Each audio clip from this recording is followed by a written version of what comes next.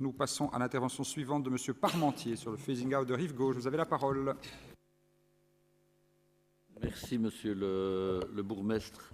Le projet Rive-Gauche a totalement redessiné le quartier de notre ville basse. Une convention unilatérale, le SA Lambert Promotion, prévoit toute une série de projets annexes à Rive-Gauche, création de logements et de surfaces de bureaux, rénovation d'immeubles, remise en état des voiries adjacentes. Pourriez-vous nous faire le point sur le phasing out de ce projet, pour paraphraser le titre d'un auteur européen internationalement reconnu, dont je tairai le nom, Rive gauche ne meurt jamais. Merci, Monsieur Parmentier. La seule chose que je n'avais pas compris dans votre question, c'était le titre. Parce que je ne comprends pas ce que veut dire phasing out en l'occurrence, mais j'ai mieux compris votre question. Elle porte donc sur la réalisation par le groupe porteur du projet Rive-Gauche, c'est-à-dire la société anonyme Saint-Lambert Promotion, des engagements unilatéraux qu'elle avait pris à l'égard de la ville de Charleroi par un courrier du 8 septembre 2010. Et donc je fais volontiers le point sur cette question. La hauteur de ces investissements, qui étaient évalués à plus ou moins 20 millions d'euros, devait être menée dans les 10 ans à dater du début du chantier de construction du centre commercial, et la société Saint-Lambert s'était engagée à créer 8 700 m² de logements. Les 49 logements réalisés dans le passage de la Bourse et sur l'îlot Buisset représentent environ 4 800 m² et sont en passe d'être proposés à l'occupation. Plus précisément, ils contiennent 9 logements créés au passage de la Bourse sur plus ou moins 800 m², 7 logements d'une chambre et 2 logements de 2 chambres, et 40 qui ont été créés dans l'îlot Buisset sur plus ou moins 4 m², 27 logements de 2 chambres et 4 logements de 3 chambres.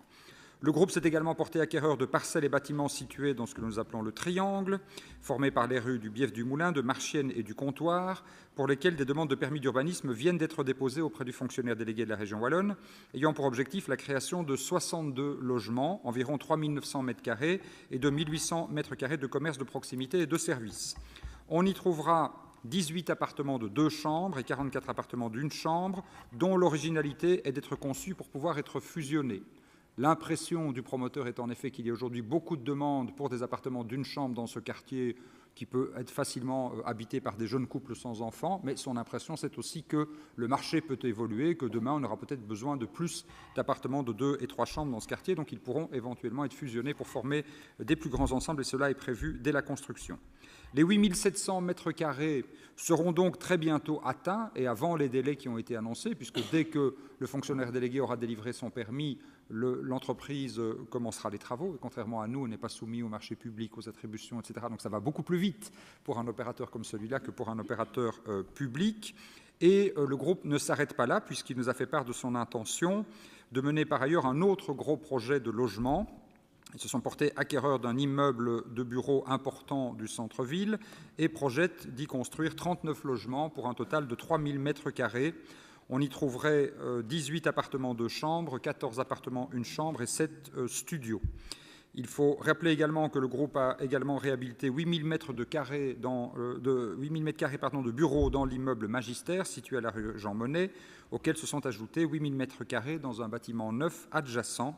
Enfin, en termes de voirie, la place verte et l'aménagement de la rue Puissant ont également été entièrement financés par le groupe Saint-Lambert. Donc je pense que l'on peut dire qu'ils ont largement tenu leurs engagements à l'égard de la ville. Vous avez la parole. Merci de cette réponse complète. Deux petites réactions. Il me semblait que la rue Charles-Dupré devait être rénovée. Est-ce vrai ou pas?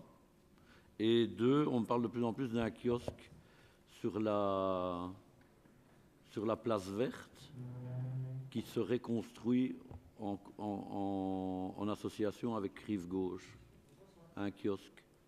Ce n'est pas sur la place verte, il y a une réflexion effectivement pour installer l'un ou l'autre kiosque aux abords du centre commercial Rive Gauche, puisqu'on constate que des activités comme marchand de fleurs, marchand de journaux, etc. sont plutôt manquantes dans ce quartier de la ville, et que ça pourrait être une occasion de continuer à rendre ce quartier de la ville basse encore plus agréable, mais ce ne serait pas sur la place verte elle-même, et ce ne serait pas des bâtiments, ce seraient des bâtiments amovibles, comme son nom l'indique, s'il s'agit de kiosques, mais pour le moment, c'est une réflexion qui n'a pas encore totalement abouti. Et sur la rue Charles-Dupré? Sur la rue Charles-Dupré, le débat est en cours sur la question de savoir qui est responsable de sa rénovation, mais en tout cas, elle sera rénovée et dans les meilleurs délais.